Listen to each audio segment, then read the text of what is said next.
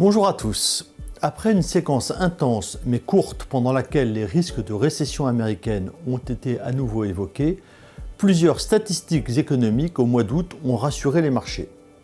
En Europe, les services maintiennent la croissance au-dessus de la ligne de flottaison, mais la fragilité de l'activité va probablement obliger la Banque centrale européenne à agir plus rapidement que prévu.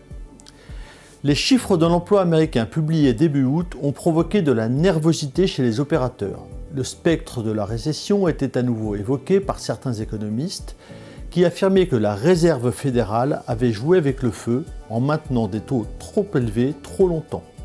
Très vite, le marché a été rassuré par une série de chiffres sur la consommation ou sur l'activité en général. Ces atermoiements ne remettent pas en cause notre scénario d'atterrissage en douceur de l'économie américaine. La publication récente du PIB pour le second trimestre à plus 3% nous conforte dans cette idée, même si nous pensons que les prochains chiffres d'activité seront un peu plus faibles lors des prochains trimestres.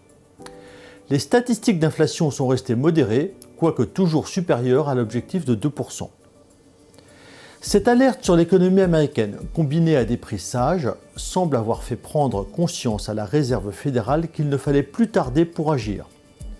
Jérôme Powell ne veut pas prendre le risque d'opérer trop tard et de se voir reprocher son inertie.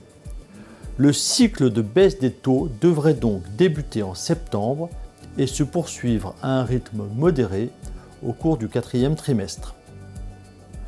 En Europe, la croissance est faible et sauvée par des services plus dynamiques. L'industrie reste atone et ne parvient pas à décoller. L'Allemagne est aujourd'hui le point noir du continent européen du fait de son positionnement très industriel. Le rebond du tourisme profite davantage à des pays comme la France, l'Espagne ou l'Italie.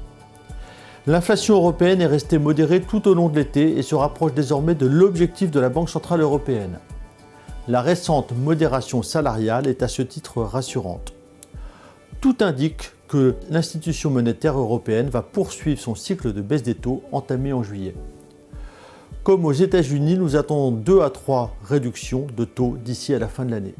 L'épisode déjà évoqué de forte volatilité début août s'explique également par l'annonce de hausse des taux au Japon après des décennies de déflation.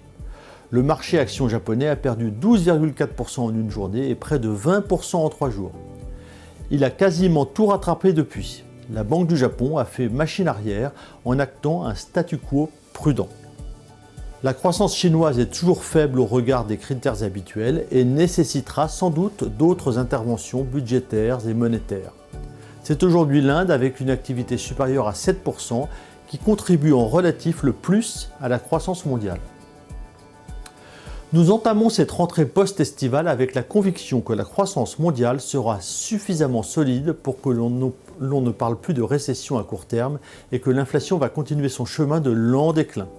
C'est un scénario plutôt favorable aux actifs financiers. Des épisodes extra-financiers tels que l'évolution des conflits en Ukraine et au Moyen-Orient ou l'élection américaine pourront provoquer à nouveau des séquences de volatilité. Nous avons conservé nos allocations en actions avec une préférence pour les secteurs de croissance et en obligations au travers notamment de nos fonds de portage. Nous restons légèrement sous-pondérés en actifs risqués dans nos mandats modérés et neutres dans nos mandats équilibrés et dynamiques. Bonne journée à tous.